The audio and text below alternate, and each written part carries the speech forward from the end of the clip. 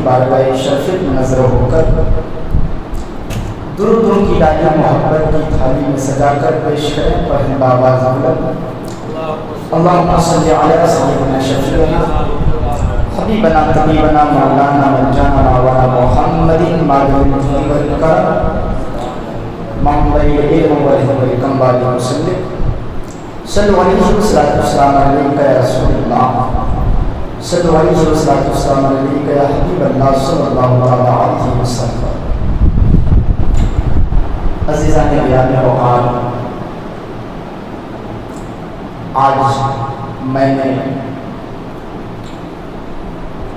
جس موضوع کا انتخاب کیا وہ ہے عشق مصطفیٰ۔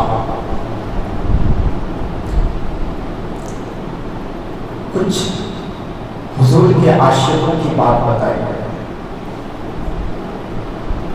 میرے عزیزوں، آپ چائے خانوں میں بیٹھا کرو، دوست یاروں کی محفلوں میں بیٹھو،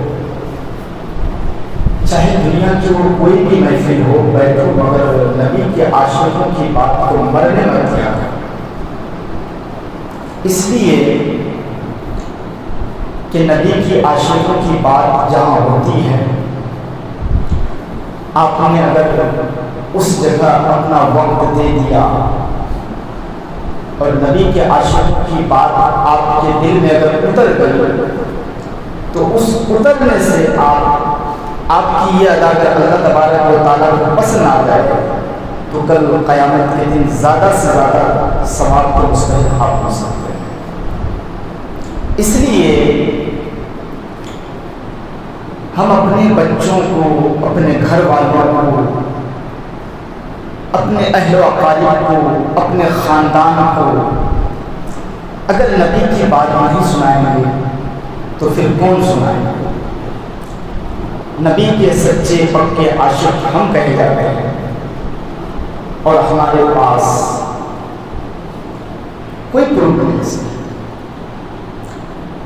ہم کیسے بتائیں کہ ہم حضور کے عاشق ہیں؟ ہمارے پاس کیا دلیل ہے؟ آپ کو معلوم ہے کہ آپ جب سے دنیا میں آ رہے ہیں پوری زندگی آپ کھیل کود میں صرف کر دیں گے، تماشاؤں میں، طرح طرح کی باتوں میں، اور اس چیز کے لیے محروم ہو جاتے ہیں جہاں حضور کی عاشقوں کی بات ہوتی ہے۔ اس محفل میں آپ بیٹھتے ہیں تو پوری زندگی آپ کی ویرانی میں نکل جاتی ہے، مگر حضور کے عاشقوں کی بات آپ نے سنا نہیں تو سمجھ لیجیے کہ زندگی پوری بیکار ہے۔ یہ ہم کب کریں گے، کس سے کریں گے، کہاں کریں گے؟ حضور کی امت میں ہم ہیں تو حضور کے عاشقوں کی بات ہم کریں گے، حضور پر جان دینے کی بات ہم کریں گے، اور جن کے صدقے توسل سے پوری زندگی کا امن و امان ملا ہے، جن کے وسیلے سے ہمیں جنت ملی ہے، دوزخ سے چھٹکارا ملا ہے۔ کہ بیماری ہوتی ہے، اب بیماری درگزر ہوتی ہے، اللہ رب العزت اپنے حبیب کے صدقے توسل سے ہم کو شفا عطا کرتا ہے۔ سمجھ رہے؟ پوری زندگی کا دستور انہی کے نام پر ہے۔ آپ ایک وقت اگر سوچے کہ بیتی ہوئی زندگی میں ہم کیا کر رہے ہیں، حضور کے عاشقوں کی بات ہم سے ہو نہیں پاتی، تو پھر آپ کیسے مومن ہیں؟ حضور کی حدیث ہے لا یؤمن احدکم حتی احب الیہ من والدہ وولدہ والناس اجمعین۔ آپ اس وقت تک مومن نہیں ہو سکتے جب تک کہ پوری دنیا کی تمام چیزوں سے زیادہ حضور کے عاشق نہ بن جائیں، ہر چیز سے زیادہ حضور پر آپ قربان نہ کر دیں۔ آپ کو معلوم ہے کہ حضرت عمر فاروق رضی اللہ تعالیٰ عنہ ایک مرتبہ حضور کی بارگاہ میں حاضر ہوئے اور فرمانے لگے یا رسول اللہ، میں پوری دنیا سے زیادہ آپ سے محبت کرتا ہوں۔ تو حضور نے فرمایا ابھی تیرا ایمان ادھورا ہے، مکمل نہیں۔ ابھی تیرا ایمان ادھورا ہے۔ پھر حضرت عمر فاروق فرمانے لگے یا رسول اللہ میں اپنی آل اولاد سے بھی زیادہ آپ سے محبت کرتا ہوں۔ پھر حضور نے فرمایا کہ نہیں، ابھی بھی تیرا ایمان نامکمل ہے، ادھورا ہے۔ حضرت عمر فاروق تیسری مرتبہ بیان لگے یا رسول اللہ میری عزت، اس کے عزت و جلال کی قسم جس نے آپ کو حق اور سچ کے ساتھ دنیا میں رسول بنا کر بھیجا، تمام انبیاء کرام کا سردار بنا کر بھیجا، اس رب العزت کی قسم کہ میں پوری دنیا میں اپنی آل اولاد سے، گھر دوار سے، تمام چیزوں سے آپ سے سب سے زیادہ محبت کرتا ہوں۔ تب حضور نے فرمایا کہ ہاں اب تیرا ایمان مکمل ہے۔ پتہ ہے پوری دنیا سے زیادہ، آل اولاد سے زیادہ، کھیتی باڑی، کھیت کھلیان، مکان مکان، دنیا کی جتنی چیزیں ہیں جو سب سے زیادہ قریب ہے آپ کی، جس سے سب سے زیادہ محبت کرتے ہیں، مگر اس سے بھی کہیں زیادہ آپ کو حضور سے محبت کرنی پڑے، تب جا کے آپ کا ایمان مکمل ہو سکتا ہے۔ انسان تو انسان، پتھر بھی حضور سے محبت کرتا ہے، سمندر کے تہہ کی مچھلیاں۔ آج ہمارے اندر جو پریشانیاں، دقتیں آتی ہیں، یہاں لڑائی وہاں لڑائی، ادھر جنگ ادھر جنگ، آپ کو معلوم ہے بس کمی یہی ہے کہ اس دور میں کوئی غازی علم الدین جیسا بہادر نہیں آیا، صلاح الدین ایوبی جیسا بہادر نہیں مل رہا ہے، اس کی وجہ سے اتنی پریشانیاں ہیں۔ آج اسرائیل فلسطین کے ساتھ کتنا ظلم، کتنی پریشانیاں، کتنا ستا رہا ہے۔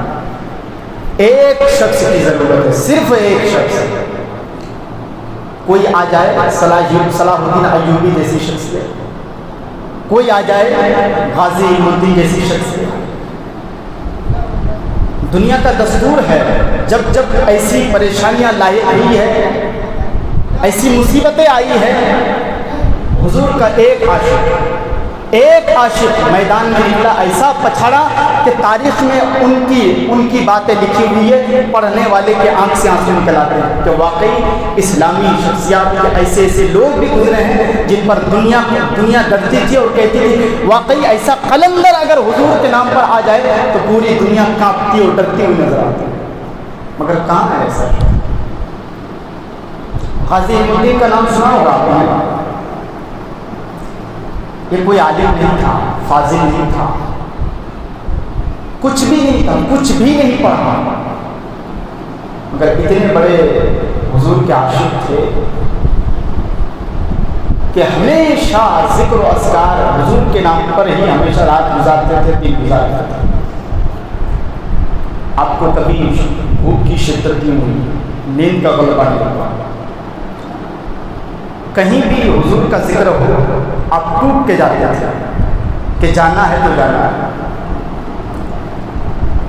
ابھی 100 سال کے قریب کی بات ہے، 100 عرصے بھی نہیں ہوئے، تاریخ کی کتابوں میں لکھا ہے کہ لاہور کے ایک شخص نے، لاہور یہ اپنے ہندوستان کا ہی حصہ آتا تھا، ابھی بٹوارے کے وقت کہ پاکستان پاک مدن شریف یہ الگ الگ شعبوں میں الگ الگ علاقوں میں داخل ہو گیا ہے۔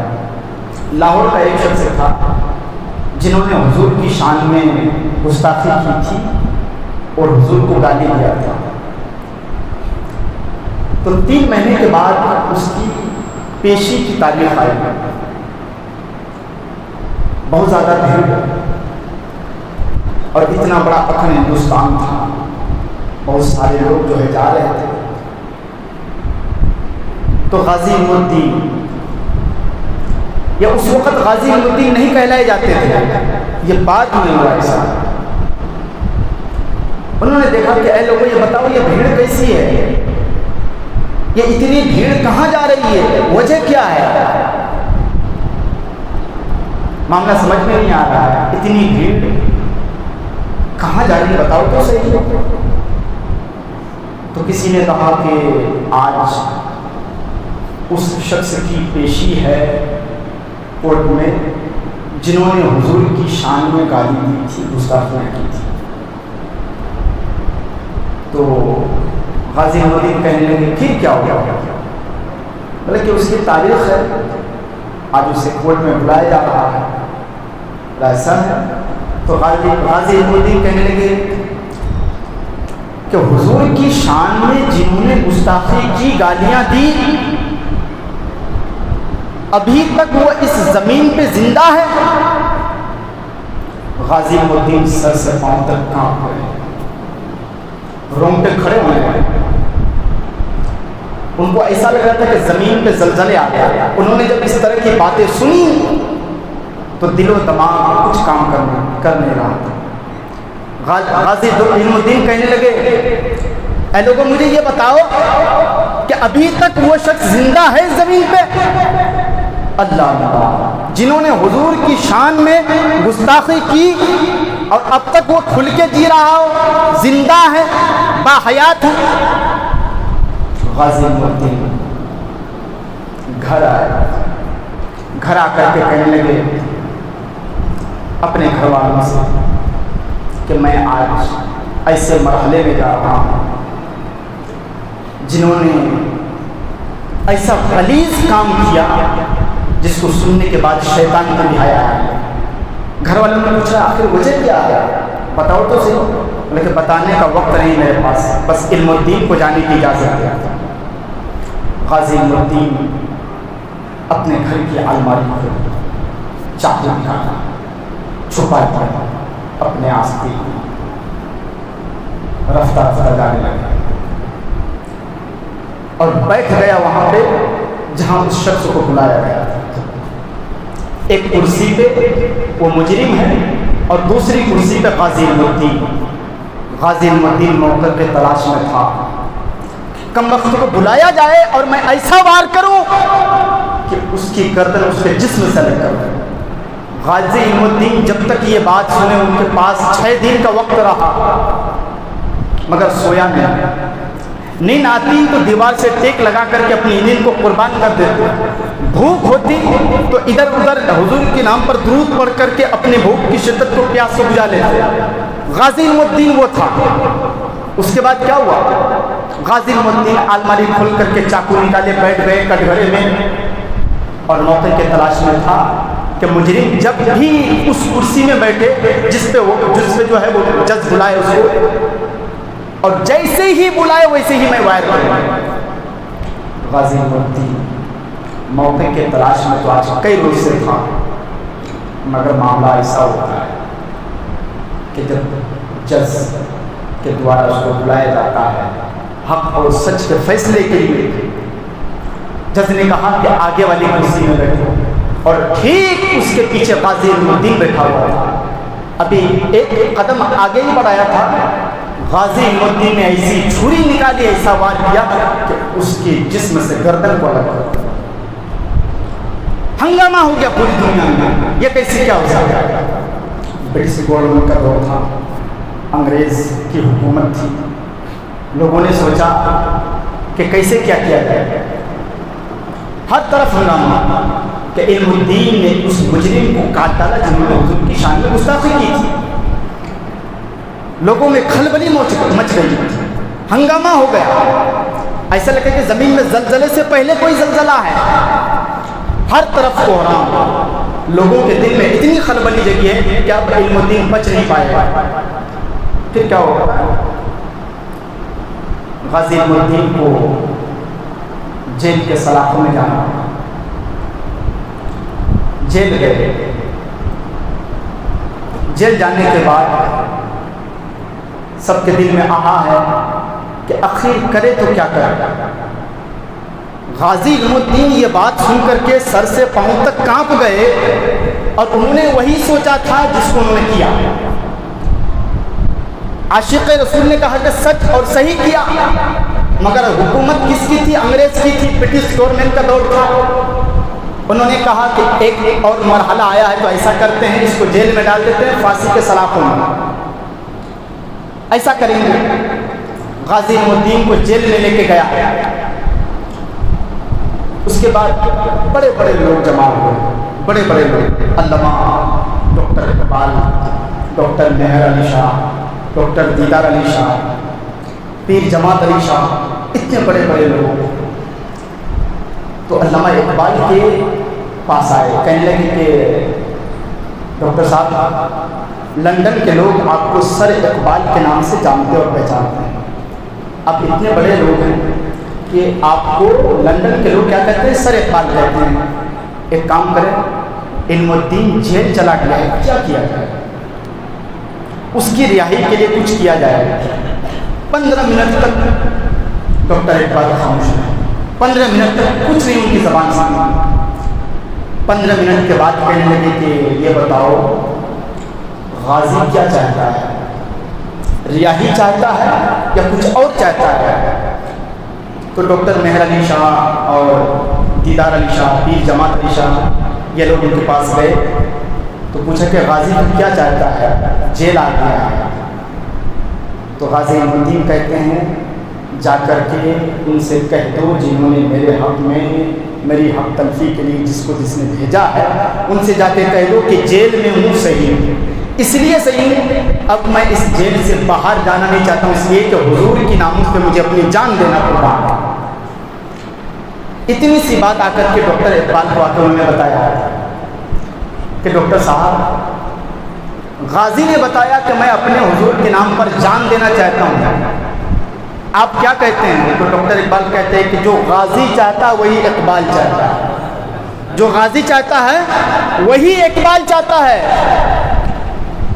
ایسا ڈاکٹر اقبال وہاں سے چلے، غازی الدین کے پاس آئے، غازی وقت تمہارے پاس بہت ہے، تمہاری رہائی کے لیے کچھ کرتے ہیں۔ غازی الدین کہتے نہیں حضور نہیں، ایسا کچھ بھی مت کریے، مجھے جیل میں رہنے دیجیے، سکون مل رہا ہے، کیونکہ میں نے وہ کام کیا ہے جس میں دنیا کے کچھ کم لوگوں نے ایسا کام کیا ہوگا، اور میں نے اس لیے کیا ہے کہ انہوں نے حضور کی شان میں گالی بکی، حضور کی شان میں گستاخی کی، میرا دل کانپ رہا تھا، میرے پیر کے نیچے سے زمین کھسکنے لگی، اس کی وجہ سے اس کو میں نے درگزر کر دیا، اس کے جسم سے اس کی گردن کو الگ کر دیا۔ ڈاکٹر مہر علی شاہ، دیدار علی شاہ، پیر جماعت علی شاہ، یہ بڑے بڑے لوگوں نے ایک نسخہ تلاشا کیا۔ پیر دیدار علی شاہ یہ کون تھے؟ اعلیٰ حضرت کے خلیفہ، اعلیٰ حضرت کے شاگرد۔ انہوں نے کہا پیر جماعت علی سے کہ حضور ایک کام کرتے ہیں، میں نے سنا ہے جو بے قصور قید ہو اس کے لیے سورہ یوسف کی تلاوت کی جائے۔ کون سے سورت کی؟ سورہ یوسف کی، ذرا بولے آپ، سورہ یوسف کی یاد رکھیں، کام آئے گا۔ صوفی سلطانیہ کے پاس ایک مرڈر کیس آیا تو انہوں نے کہا کہ حضور میرا بھائی نینی جیل میں قید ہے، بے قصور ہے، کیا کیا جائے؟ تو صوفی سلطانیہ نے جواب دیا سنو، کوئی اگر بے قصور قید ہو تو سورہ یوسف پڑھا جائے، رہائی ہو جائے، اگر وہ قصور دار ہے تو کوئی ولی بھی کام نہیں آ سکتے، اگر وہ قصور ہو کر کے جیل میں قید ہے تو کوئی ولی بھی کام نہیں آ سکتے۔ اس کے بعد کیا ہوا؟ پیر جماعت علی فرمانے لگے کہ حضور سورہ یوسف کی جو ہے تلاوت کی جائے اور وہ رہائی ان کو مل جائے گا۔ کن کو؟ غازی علم الدین کو، غازی علم الدین کو۔ اس کے بعد سب کے کہنے پہ پیر جماعت علی رفتہ رفتہ گئے جانے لگے، اور ٹاپ کلاس کے حافظ، ایک بیٹھک میں قرآن پڑھنے والے، ایک بیٹھک میں قرآن پڑھنے والے۔ تو پیر جماعت علی گئے، غازی الدین جیل کے سلاخوں میں اندر بند ہے، تالا لگی ہے۔ پیر جماعت علی نے پکارا غازی الدین تو کہاں ہے؟ دوڑتے ہوئے آئے، بھاگتے ہوئے آئے کہ حضور ہم یہاں ہیں، کیا کر رہے ہیں؟ کچھ نہیں، حضور کی نعت پڑھ رہا تھا، کچھ نہیں، حضور کی نعت پڑھ رہا تھا۔ تو غازی الدین سے پیر جماعت علی کہہ رہے ہیں کہ غازی آج سے تمہارے پاس میں تمہاری رہائی کے لیے سورہ یوسف کی تلاوت کرنے کے لیے آؤں گا، سورہ یوسف کی تلاوت کرنے کے لیے آؤں گا۔ غازی الدین کہنے کے حضور اللہ کے واسطے آپ ایسا مت کریں، آپ میری رہائی کے لیے نہ پڑھیں، قرآن کی آیت سمجھ کے پڑھیں، ثواب کی نیت سے پڑھیں، قرآن کی آیت سمجھ کر کے اور ثواب کی نیت سے پڑھیں۔ اس دن پڑھ کر کے پیر جماعت علی چلے گئے۔ غازی الدین نہ پڑھا لکھا تھا، نہ کوئی حافظ تھا، کچھ بھی نہیں تھا، یہاں کے بغدادی قاعدہ بھی نہیں پڑھا تھا، لیکن حضور کے نام پر انہوں نے ایسا کیا جس پر دنیا دنگ رہ گئی اور آج تک کوئی تاریخ پیش نہیں کر سکتی، وہ کیا غازی الدین۔ تو لوگوں نے کہا کہ ایسا ہو نہیں سکتا ہے۔ پھر جماعت علی ایک دن پڑھے، دوسرے دن واپس آئے، کہنے لگے کہ یہ روز روز جائیں گے، بڑا کٹھن مرحلہ ہے، ایک کام کرتے ہیں، پیر جماعت یہ غازی علم الدین سے ہی بتاتے ہیں کہ آپ خود پڑھ لیا کریں 40 دن، آپ خود ہی پڑھا لیا۔ پہلے کون گئے تھے؟ پیر جماعت علی۔ پیر جماعت علی ایک دن گئے، دوسرے دن جانے والے تھے، تو کہنے لگے کہ وہ خود ہی پڑھ لے تو بہتر رہے گا۔ تو مہر علی شاہ رحمۃ اللہ علیہ فرمانے لگے کہ ارے وہ تو حافظ نہیں ہے، کچھ بھی نہیں ہے، اس کو کہاں آتا عربی ہوگی، کچھ بھی نہیں آتا، اپنا نام تک لکھنا نہیں آتا۔ سمجھنے لگے ایسے بندے غازی الدین کیسے ہو سکتے ہیں جو کچھ بھی نہیں جانتا ہو؟ ایسے بندے غازی الدین کیسے ہو سکتے ہیں جو کچھ بھی نہیں جانتا ہو؟ سب نے کہا ہاں واقعی سچ ہے کہ وہ کچھ بھی نہیں جانتا، آپ اگر کلمہ بھی سنیں ان سے تو نہیں آئے گا، اس لیے کہ پڑھائی نہیں کبھی، بہت غریب طبقے سے رہتا کہاں تھا؟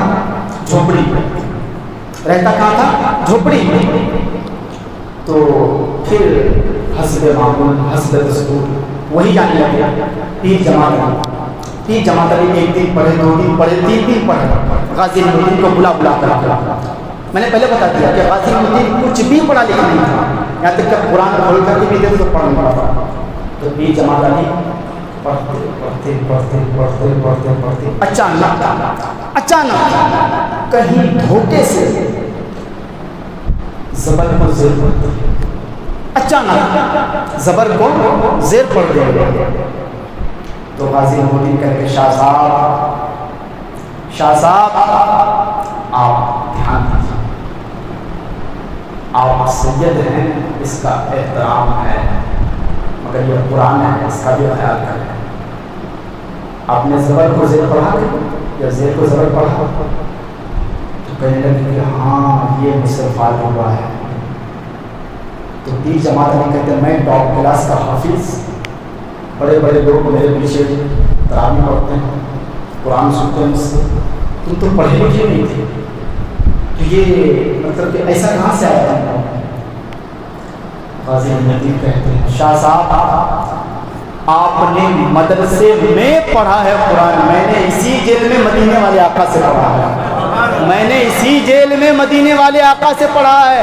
آپ سید ہیں، اس کا احترام کرتا ہوں، مگر یہ قرآن ہے، اس کی تحریک میں ادھر ادھر کچھ بھی نہیں چلے گا، اس لیے کہ قرآن کا لحاظ اس سے پہلے ضروری ہے۔ دنگ رہ گئے، سب دنگ رہ گئے۔ آخر ایسا مرحلہ آپ آ گئے، مسلح سمیٹے، قرآن ہاتھ میں لیے چلے جائے، سب کے پاس آ کے کہنے لگے جس کو مدینے والے آقا نے قرآن پڑھایا وہ پیر جماعت علی اسے کیا قرآن پڑھا سکتا؟ مگر غازی الدین بچے تھے، پھانسی کی تاریخ آ رہے ہیں، جیسے کل 5 بجے جانا ہے۔ غازی الدین کہتے ہیں کہ میری رہائی کے لیے لوگوں نے کوشش کی، مگر وہی ہوا جو رب کو منظور ہوا۔ پھانسی کی تاریخ مقرر ہو گئی، کل 5:30 بجے یا 5 بجے آپ کو پھانسی پہ لٹکنا ہے۔ اس کے بعد جنرل نے کہا کہ کچھ دیر کے لیے آپ کو یہاں سے روانہ کرتے ہیں، اور 2-4 پولیس والے بھی ساتھ میں ہاتھ میں کرے لٹکی ہے، لیکن اس چیز اس منظر کا جو ہے آپ کو نظارہ کرا دیتے ہیں جس سے آپ بہت خوش ہیں۔ غازی الدین کہتے ہیں نہیں، بیٹھ کے جو مدینے کا نظارہ کرتا ہوں پھر دنیا کا نظارہ کیا کر سکتا، میں اسی جیل میں بیٹھ کے مدینے کے منظر کا نظارہ کر رہا ہوں، مجھے دنیا کے نظارے کی ضرورت نہیں، علم الدین یہی رہے گا، یہی پڑھے گا۔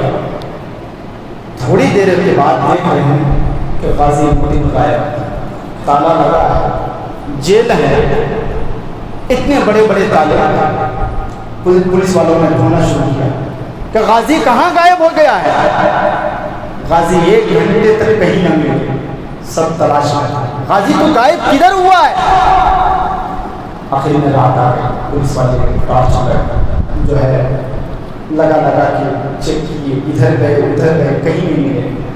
थोड़ी देर के बाद देखा कि गाजी का मुसल्ला बिछा हुआ है, गाजी हाथ में लेकर कुरान पढ़ रहा है। तो जेलर ने कहा, गाजी तुझे उस नबी का वास्ता जिन्होंने तुझे अपनी मोहब्बत के समंदर में डुबो कर रखा है, बता तू कहाँ गया था? बोला मैं मदीना गया था हुजूर की नात से। बोला मैं मदीना गया था। बताइए जा सकता है कि नहीं? जा सकता है ना, कोई शक नहीं। इसलिए कि जहाँ हुजूर जा सकते हैं, हुजूर के आशिक भी वहाँ जा सकते हैं। तो मैं मदीने गया था नबी की नात सुनने के लिए। थोड़ी देर बाद क्या होता है, आप कहते हैं 50 के लगभग यहूदी आपके पास आए कि गाजी मैंने दुनिया देखी है, दुनिया के बहुत सारे नज़ारे देखे हैं, मगर ऐसा आशिक आज तक नहीं देखा है। तुझे वास्ता है उस नबी का जिन्होंने तुझे अपनी मोहब्बत में डुबो कर रखा है। गाजी हम सबको नबी का कलमा पढ़ाओ और मुसलमान। लगभग 50 के मुकाबले में यहूदी उसी वक्त कलमा पढ़े और मुसलमान हुए। कुछ बातें और थी, लेकिन वक्त की किल्लत दामन ये रहे। इंशाअल्लाह होगा तो मैं अगले जुमे को इससे आगे बयान करूँगा। अस्सलामु अलैकुम।